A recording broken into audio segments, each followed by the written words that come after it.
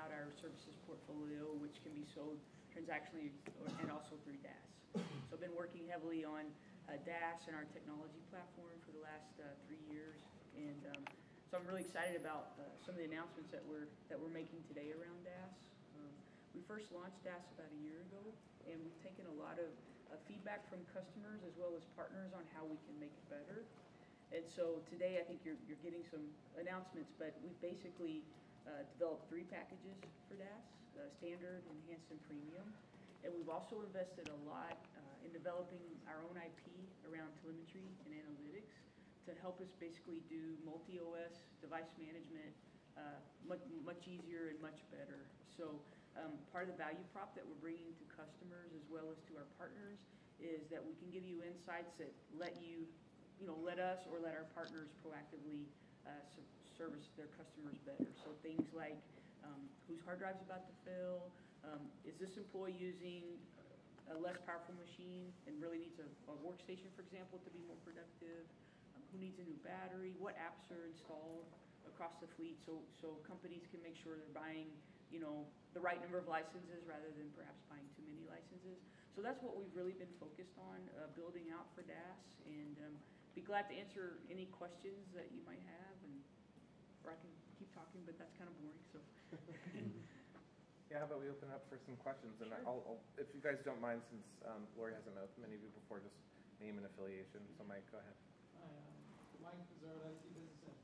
The DaaS platform, I swear I heard recently that you guys licensed somebody's software, and then at the same time you're on a printer platform that you're also using. Could you kind of describe what's actually happening underneath that? Yes, sure. So for the printer side, we have a lot of IP we've developed to manage printers, get insights and analytics from them to offer managed print services. On the device side, like PC, we've also been investing in building out our analytics capabilities as well as our own device management capabilities for mobile, for phones, for tablets, for PCs, etc. We recently announced a partnership with VMware to use Workspace ONE. We're going to integrate their capabilities into our DaaS solution as well. And what that does for us is it really accelerates our capabilities for unified endpoint management, right? Whether it's a Mac, iOS, PCs, right? It helped us get more capabilities faster. So that's why we have been partnering. We announced our partnership with VMware on that. Does that answer your question? And so just to kind of recap, for HP, we're investing heavy on analytics and telemetry and machine learning. And then we're leveraging specific partners for specific capabilities, like in this case for VMware, we're leveraging them for the endpoint management. Yes, go ahead. Beth Vonnie with the channel company. It's going to sound like a really stupid question, but is the only transactional or engagement model for partners on DaaS resale? Or can they also take an active role in doing authorized warranty repair or subcontracting services back to you, or like what's the model? It's a great question actually. So we support both. So partners can resell our solution, or they can complement our services with their own services. And in some cases, if they want to do the break fix, for example, they can do that instead of us providing that capability. So it's pretty flexible. But what we have done is we announced 3 packages, so it's easier for partners to either just leverage those and resell those, or they can say, well, I like the enhanced package, but I want to do this piece of it, so I'm going to customize it a little bit. So we try to support both models, because as you know, there's all different kinds of partners out there with different capabilities and focus areas. So they have to kind of authorize themselves in the program based on what role or roles they're going to take? That's right. Today we have 2 partner roles. We have kind of a DaaS generalist and a DaaS specialist role. And there's some certifications and trainings there. The DaaS specialist is the one that can really,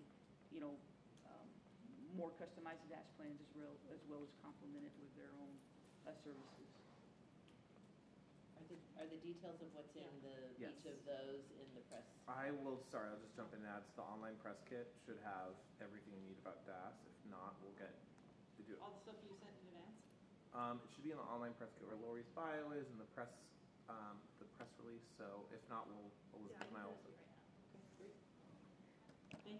And some of you had questions about, we just had a question, for example, about partners on the DaaS program. We can we can follow up with that too, the specific list of channel partners, right? Yes, we can. We do have a list of the specialized partners and the generalist partners that we can share as well. How long have those certifications been out? I think it's around 3 to 4 months, but let's validate that Okay. number, because I don't want to tell you the wrong number, but I know over the last 4 months, we've been actively training the specialist partners, and more are coming. But I've been involved for the last 4 months in helping with that. Cindy, did you have a follow-up? Yeah, thank you. So, you know, a lot of things that we're hearing about these different, because everybody's got one now, right? Yes. You know, those of us that are on the Channel Partner Conference circuit, we've been hearing about these things all year from Okay. Lenovo as well and Dell as well. And so, you know, one of the sticky points always seems to be the flex up and flex down. Can you talk about how, I mean, I think everybody understands flex up because it's easy to say we need more, and then Right. you add more Right. to the contract or whatever. But what about, well, we're laying off, we're having a 10% reduction in force, so now we've got 200 PCs we're not going to be needing anymore. How do you guys handle that? Yeah, we do offer flex down as well. I believe it's in 5% increments, so up to 10%. So like in your example, the company was going to reduce their workforce by 10%. We can support that with our DAS arrangement. Okay. So, yeah, but it's maxing out about 10%. Let me follow up on that. That's my understanding, but let's validate that, because I want to give you the right information. Can you help me Yep. track? Yep. And get back to her? Yep. Yeah, okay, thank you. Any other questions? What about this side of the room? Anyone? Yeah, sorry. Yeah. In terms of to expand the device as a service in Latin America and other regions, there are plans to expand this strategy. Yes, absolutely. So today HP's in about 170 countries from a service perspective. DAS, we're not in every 170 country, but we are expanding. So we do support some countries in Latin America. I can get you the list if you want to know which one specifically. I don't know them off the top of my But you head. expect to the business growth in these areas, because the problem is, I think this business, all this service business grows because the T-bonds are like zero. But it's not the case in the emerging economies. We have some strong inflation. So this business model, I think, was created because the cost of the money is like zero. But the cost of the money in the other countries is not zero. So you think the clients are prepared to change their business model to when you're probably it's better just to own the devices. It's not just to get them around services. It's a great question. I mean, the way we can do DAS, like we allow the customer to obviously pay a price per month for device and the services, or if they prefer to buy the devices up front, like you're describing, that's okay as well, and then they can license this or pay for the services on a monthly basis. So we're pretty flexible. Depending on a customer's budget, they may want to purchase the assets out up front, like in your scenario, or they may just want a fixed price per month for 2 years, 3 years. So we can support both for your scenario. Thank you. You're welcome. Any other questions? Comments? What's the feedback been so far from the partners relative to profitability on an on-prem physical device versus as a service offering? Are they An on-prem device versus what? I'm sorry, what was that? as a service? Or how do they feel about the profit options between the two? Yeah, so there's been, I would say, positive feedback. A lot of partners, depends on like their current capabilities, but some partners haven't yet built out some of the DAS capabilities, right? So they like that HP is bringing them kind of a solution stack that they can leverage and then build on.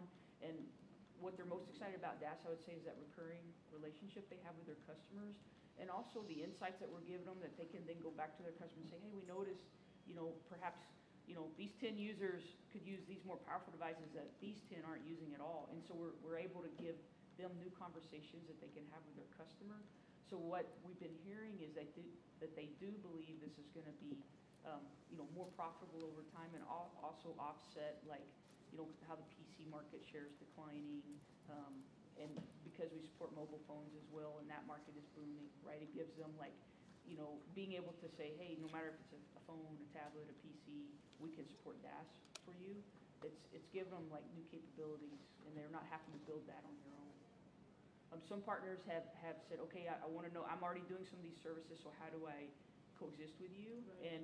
And I think the part that's resonated with them most has been around our analytics and telemetry and the machine learning. Being able to, that takes a lot of R&D effort, and being able to provide that, for them to leverage without them having to go off and build it on their own. They like that piece a lot. So, we're still, of course, working through the different partner types and what resonates with them. But I'd say overall it's been well received. But they are the partner of record such that they get all those analytics by virtue of selling the service? Yes, yeah. When you sell DAS, you get the analytics as a part of that, right? Yes. Mike.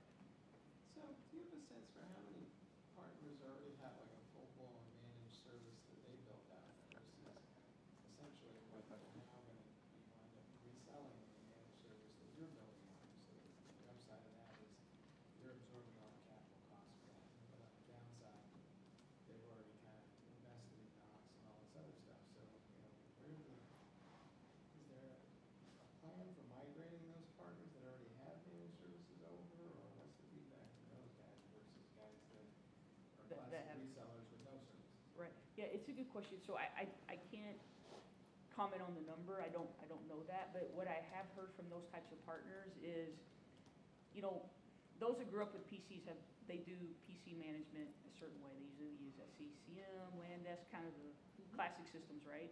And then they use something different for mobility, right? Usually it's AirWatch or MobileIron or those types.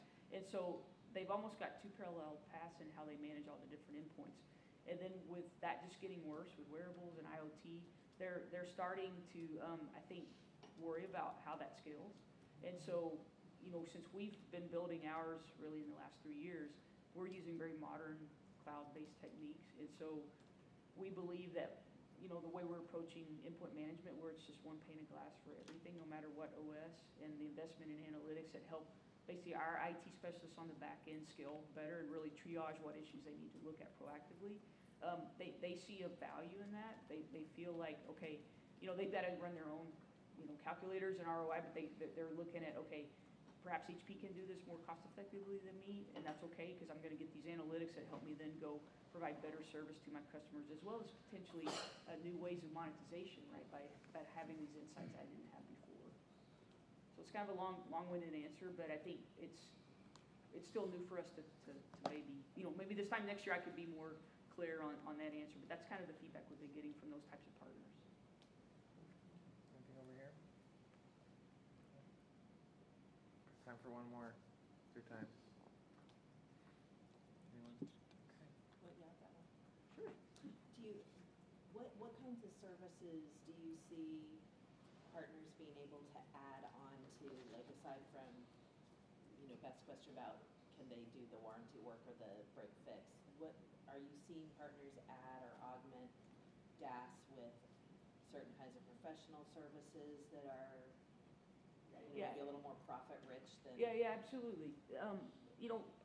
Some partners say, endpoint management is kind of boring. If HP can take that for me, that's fine because I will go focus on professional services, security services, networking services. So we see some of that. There's also some partners that are very focused on vertical workflows, transformation. And so they're able to kind of let us do the lifecycle management services around the devices where they focus on, modernizing apps and those types of services for their companies. So kind of what we're seeing, and from big customers as well that we sell direct to, is like, okay, if HP can really do this part for me, then I can focus my resources on the higher profit pools, like you're saying. And that seems to resonate. A lot of them also do help desk. Some of them have approached us and said, hey, we have a really robust help desk. Perhaps you want to maybe leverage that for DAS. So it's some ways it's, we're having two-way conversations to work together on.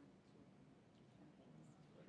Yep. Are you seeing new types of new partners? I mean, people you never saw before or have never been in this business before suddenly say, I don't have to invest all this capital up front. I can jump into this business. Or is it, just the classic resellers who are just transforming their model? It's a good question. I mean, of course, it's a lot of the classic resellers, but there's new types of partners too. I would say more the partners that kind of grew up in the SaaS world, more SaaS-focused companies, and they're like, that maybe they're selling into vertical solutions with their app, and they want to include hardware with that. So we've been, also been approached by certain, ISVs and partners in that space to kind of see if DaaS could come along with them and provide a more holistic solution than their specific app that they're selling. So I think it is going to certainly introduce us to new types of partners, but we're primarily talking to our existing partner network. Okay. All right, thank you so much for your time and Thank you. questions. Thanks, guys. I appreciate it. Thank you. You guys have one more coming in next. Okay.